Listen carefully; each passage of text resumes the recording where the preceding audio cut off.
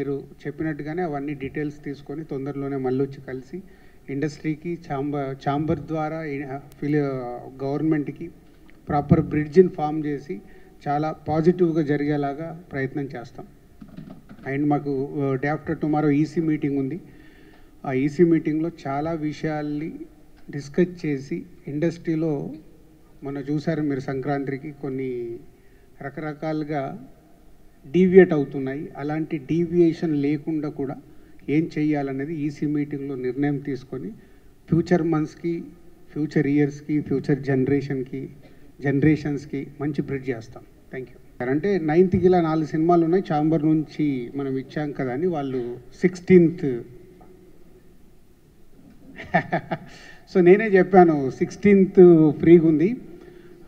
So Rajesh గారికి, అనిల్ గారికి చెప్తే మేము మాట్లాడగానే వాళ్ళు యాక్సెప్ట్ చేసి వాళ్ళు 16th వస్తున్నారు.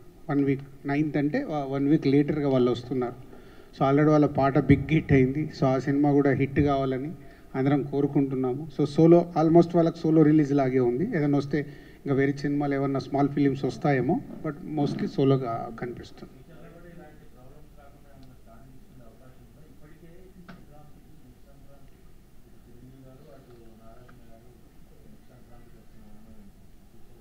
అంటే మనకు ఎప్పుడు అందరం గుర్తుపెట్టుకోవాల్సింది, ఎస్పెషల్లీ మీడియా, సంక్రాంతి అనేది ఖచ్చితంగా వార్ ఉంటుంది. ఎందుకంటే ప్రతి ఒక్కరికి ఆ ఫెస్టివల్కి అందరు సినిమాలు రిలీజ్ చేసుకోవాలనుకుంటారు.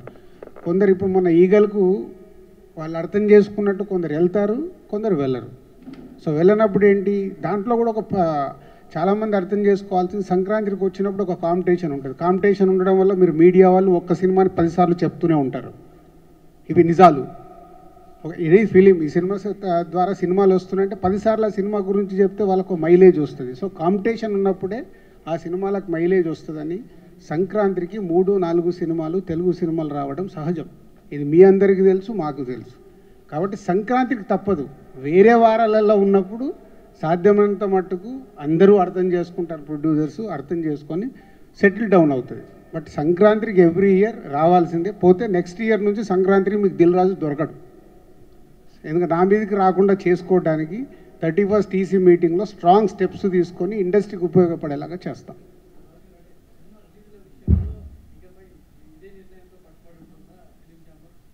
ప్రస్తుతానికి మా బాడీ అలా వర్క్ చేస్తుంది. రేపు వచ్చే బాడీ కూడా ఇలా వర్క్ చేస్తే బాగుంటుంది. మేమేంటి అందరం టీం వర్క్గా చేస్తున్నాం, ఎలా చేస్తే బాగుంటుందని ప్రయత్నం చేస్తున్నాము. 90% సక్సెస్ అవుతున్నాము, 10% ఫెయిల్ అవుతున్నాము. అంటే 10% ఫెయిల్ అవడానికి కూడా రకరకాల రీజన్స్ ఉంటాయి.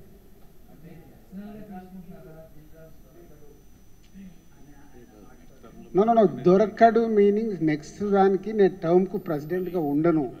కాబట్టి ఇప్పుడు ప్రెసిడెంట్గా ఉన్నాను కాబట్టి అన్నిటినీ బ్యాలెన్స్ చేసుకొని ముందుకు వెళ్ళాల్సిన అవసరం. నాది 1 year టర్మ్, ఆల్మోస్ట్ 6 నెలలు అయిపోయింది, ఇంకొక 6 నెలలు దానికోసం అన్నా.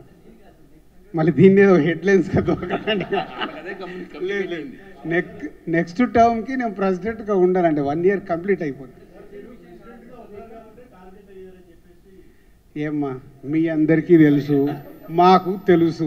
పాపము ఎంటర్టైన్మెంట్ నడుస్తుంది, నడవనివ్వండి. నెక్స్ట్ సంక్రాంతి, ఒక్క నిమిషం, నెక్స్ట్ సంక్రాంతికి నా సినిమా ప్రొడక్షన్ నుంచి కన్ఫామ్గా ఉంటుంది.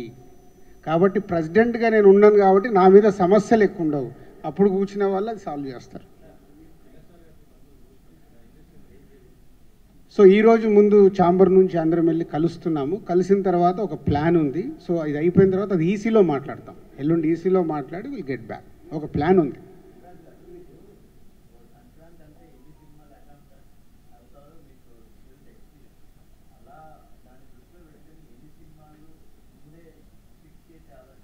అదేనండి, అంటే ఇందాక నేను చెప్పిన దాంట్లో అదే next months, next years, next future జనరేషన్స్కి ఒక ప్లాన్ చేయడానికి ఒకటి వర్కౌట్ చేస్తున్నాము.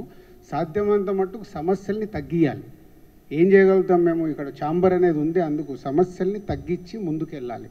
సో దానికోసము అదేమో అంటారు కదా, చెట్లున్న దానికే రాలు, పండ్లున్న చెట్టుకే రాళ్ళు తాగుతాయి. మా మీదకి వస్తాయి, భరిస్తాము, చేసుకుంటూ వెళ్తాం. మేము ఇక్కడ సీట్లో ఉన్నంత మట్టుకు ఎంత బెస్ట్ చేయగలగాలి ఇండస్ట్రీకి అనేది చేస్తాం. Okay, thank you.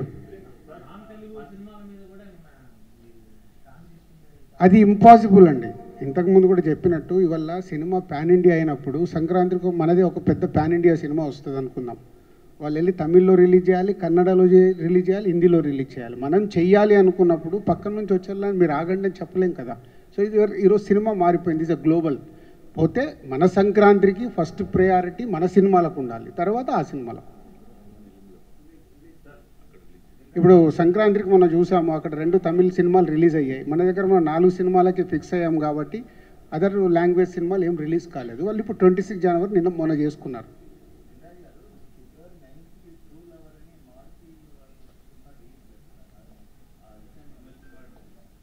అదేనండి, వస్తూనే ఉంటాయి. ఇప్పుడు పీపుల్ మీడియా వాళ్ళు మాకు సార్ ఈ సినిమా వస్తుంది, కొంచెం మీరు ఛాంబర్కి వెళ్ళి చూడండి అంటే మేము ముందడుగు వేస్తాం. అట్లా వస్తూనే ఉన్న సినిమాలన్నింటినీ ఏ సినిమా రాకుండా ఆపాలి అని అంటే మాకు కష్టం అవుద్ది. బట్ పీపుల్ మీడియాకి వెళ్ళి డెఫినెట్గా ఇది వస్తే దాన్ని 100% చేద్దామని రాజేష్ గారితో అనిల్ గారితో మాట్లాడి ఒక సినిమా తగ్గితే మెజారిటీ థియేటర్లు ఈగల్కు పడాలి. ఎందుకంటే వాళ్ళు సంక్రాంతికి మాకు ఛాంబర్కి సపోర్ట్ చేశారు కాబట్టి దాని పాయింట్ ఆఫ్ వ్యూలోనే చేస్తాం.